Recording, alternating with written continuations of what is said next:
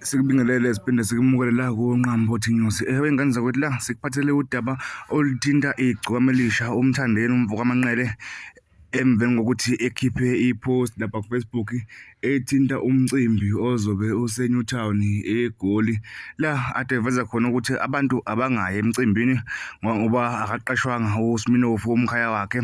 Wayeseveza ukuthi lo mcimbi lo uyabheda uyisinqa esomile, wathi abantu abangayi. Kube sekuphendulwa yena laphana-ke umculi uNtaba eseDubai nakula athe khona uMthandeni akanangqondo, kodwa-ke ngeke ngikhulume kakhulu, nakho la mbukeli lo ungayibonela.